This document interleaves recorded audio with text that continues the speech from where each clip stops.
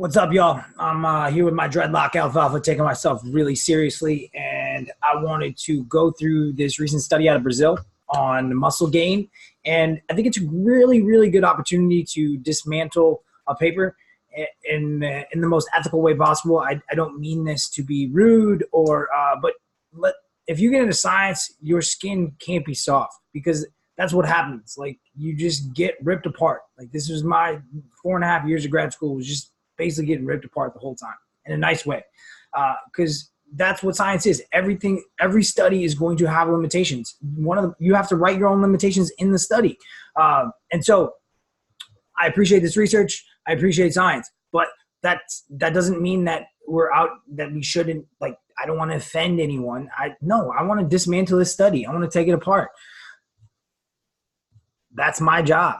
Okay, so in the internet world, we generally see that, so an abstract is a concise statement about a paper. It's like, hey, what is the main message about this paper? How can you, it's usually 250 characters. Every journal has their own abstract requirements.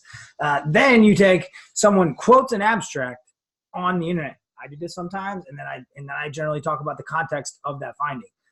But that's not, a lot of times it's not what happens. A lot of times things are taken out of context. So they'll use one line in a scientific paper to sell a simple story.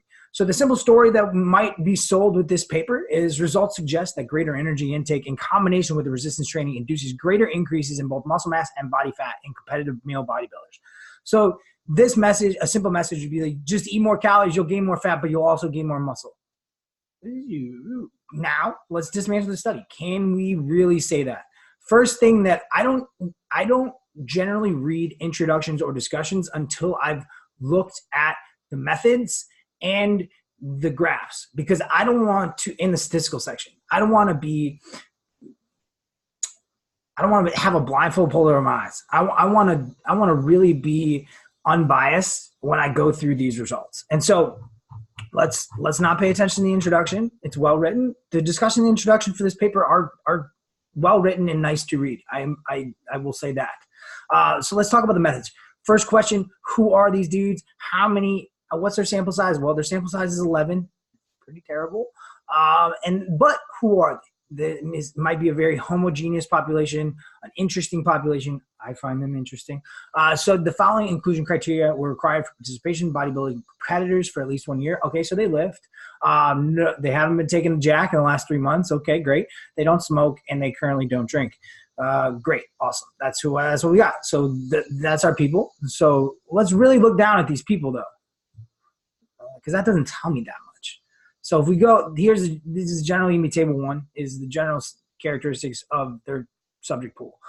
So they're 26, 27 years old, and they're big. So this is 90 kilos. So they're 195, 200, somewhere in there. You can see the plus minus on the standard deviation. Big here, big. Pay attention to that. Some of these dudes are little, some of them are big. They're 179 centimeters. I think that's about 6 feet tall. And so these guys less spread here, and shorter, not significantly shorter. So this is the p-values, but these things aren't powered to really pick up significance between these two groups. There's just not enough subjects. So I see this and I'm like, all right, these dudes are big. It's checking a box. They're relatively big. If I don't know their body fat percentage, they could be fat, but they're big enough. All right, so let's jump back up to the methods section and let's see what are they going to do? How are they measuring this level of bigness? This is a huge question in this field of literature. So they're using, this is just normal stuff you'll see. Body mass, we use an electronic scale, great. Use a stadiometer, that's the thing that hooks to the wall.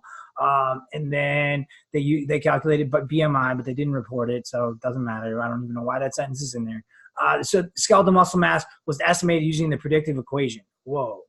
All right, so let's look at this. They're estimating skeletal muscle mass. They're not even measuring it, okay? So skeletal muscle mass is using, so we have body weight, height, sex, age, and race. See a problem here? If you gain weight, your height, this is age in years, so age isn't changing, your race isn't changing, your sex isn't changing, your height probably isn't changing in 4 weeks. That's the other problem with this study is it's 4 weeks long. Are you really going to pick up a lot of skeletal muscle mass gain in 4 weeks? Well, these guys did. I find that a big red flag. All right, so body weight, I'll let you know, these dudes got my final message for this paper was these dudes got fat, and the other group, we don't know. Like, so that's my main message from this paper. Body weight goes up, skeletal muscle mass is going to go up. Huge red flag. All right. Now, they do have body fat with estimated, they're using Jackson Pollock 7 sites caliper measurements. So these are cheap measurements. So this study did not have a lot of money. This is, my guess would be it's a grad student running a trial. And this is probably pretty tough. Like, this is a tough, 11 subjects. You got a training protocol. Now let's give them props. This training protocol is solid. They're putting them through the ringer. So it's 6 times per week.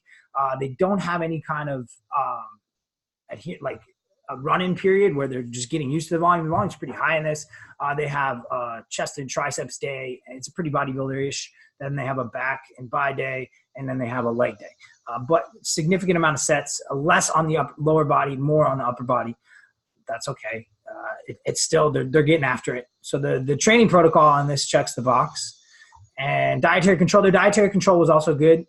They had nutritionists. These, you have to also take into account, these are competing bodybuilders, so they're probably pretty good at tracking their intake in terms of this study population. So the dietary data that we get isn't perfect, but it's probably a lot better than the general population.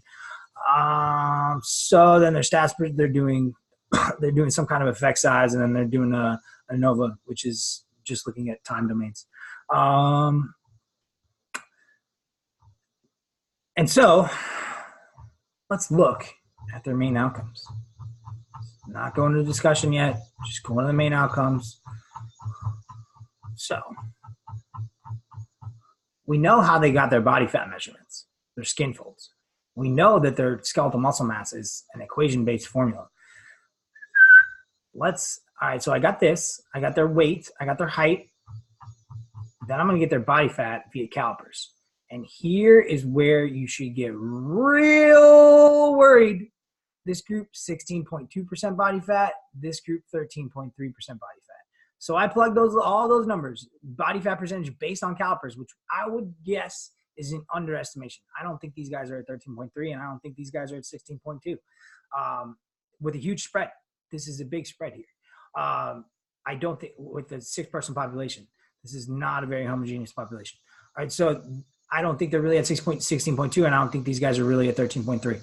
But if I just plug these numbers in, this G1 is that they have an FFMI of 23.5, and this G2 has an FFMI of almost 26, 25.7. So this group on paper is way more trained than this group. If those results are, now they haven't found a statistical significance between those groups at baseline, but I'm skeptical. A lot of trigger, I'm very triggered right now by a lot of what's going on in this paper. Not to say that, whatever, I'm not gonna sugarcoat it. Yeah, I'm triggered. This is weird. And so you have this G2 group that looks to be much more trained. They didn't gain any body fat via calipers, but their standard deviation is pretty high. So you can see their standard deviation is way higher than the difference, even here. So that's gonna happen, but that's another red flag, because there's so much noise. Are you really gonna be able to pick up a change when you have so much noise in the data? Maybe, but this is a super small sample size. Now, just take that into account. So these guys gained on, if we're assuming that, which is a huge assumption, that their muscle mass measurement is correct, these guys gained 2 pounds of muscle in a month, and this would be about 4 pounds of fat. So they gained about 6 pounds. That's a lot of weight to gain in a month for someone not on anabolic steroids. This group, way less, didn't gain any fat. But another huge red flag, I can't find their final body weights anywhere. I have no idea. Why is that hidden from me? Please tell me their body weights at the end. I can only find the pre's. The only thing they have is table 1. I can't find them in the results section. I can't find them in the discussion section. So like, all I have is their baseline. I don't have post body weights, which would be helpful to me. I want to know if these guys gain weight. I would like to know how much weight these guys gain, because it's probably a lot. Because here's the kicker. When you read these papers, look at their method section and look at what they're doing. So this G1, 67.5. So let's clear this out. I'm about 84 kilos times 67.5. That's 5,700 calories. That's banana land.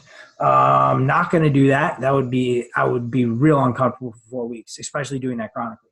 All right. So the other group was at 50.1. This is that G2 group times 84. That's a little bit more respectable. That's about 4,200 calories. So that's where that's found. So 50.1. So these guys are real high, 67.5. That's higher than most people would ever recommend. So let's go down here and look at the macros. What do we got going on? So this is crazy.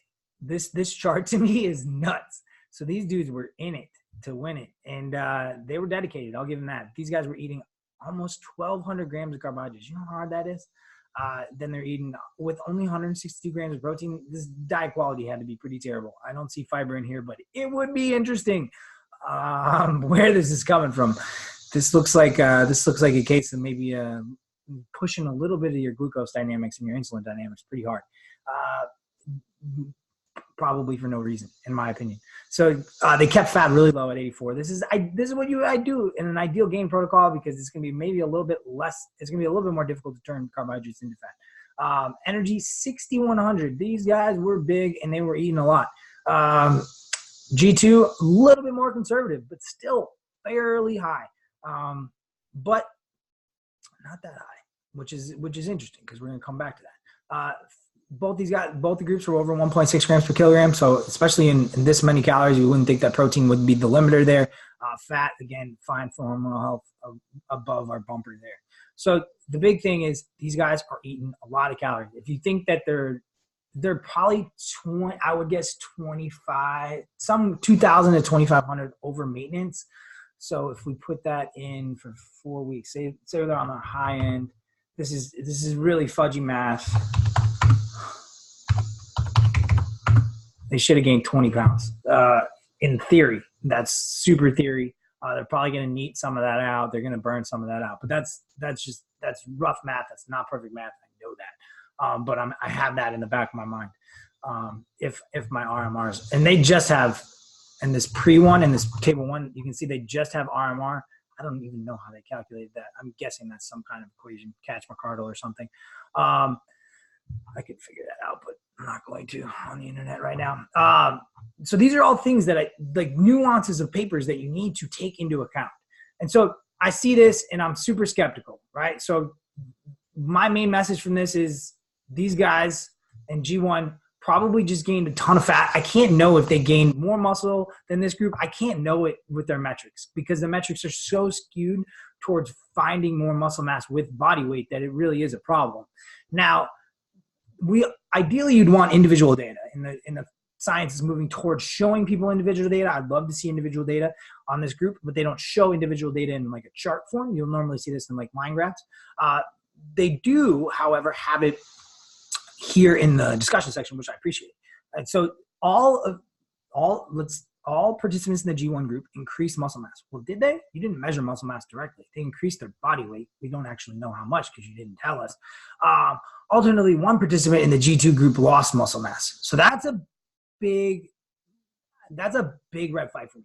All right. So while the second grade they're talking about the inter-individual variability within each group. And so a large inter-individual variability was also noted for body fat changes in G2. So G2 had a lot of stuff going on, while 2 participants reduced body fat. So 2 people out of 5 in that G2 study probably were not at an excess. All right, so now you're not comparing apples to apples. You're comparing apples to bananas, a lot of bananas. So the other 3 participants showed an increase. So if you were going to take away a message from this, I would say that eating more calories is going to reliably help you gain more weight. But we can't say if that weight will be muscle or if that weight will be fat. So that is not a very fun message for an abstract. That's a hard thing to sell, but that is the underlying message of this paper. Now, this is arguably the only paper that we have on this subject right now in trained athletes, in really, really trained people. Like, we're talking BMIs over 23, 24, 25. We have some stuff, which I'll go over, in way more novice trainees. But this is it, guys. This is the best study we have. Why? Because no one pays for these types of studies. So thank you guys for doing this. I appreciate you. Thank you for taking I don't know where your study funding came from. No conflicts of interest. So we don't really know. I'm guessing this was paid for in-house.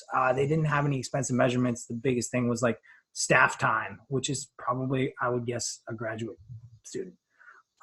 So guys, read papers. Don't just copy abstracts and think that's the end of the game. And if you're in science, don't be soft. If you're offended or triggered, I was offended and triggered by this paper, but I got over it and I read it and I got away. We got a final message out of it. Appreciate you. Continue the conversation later.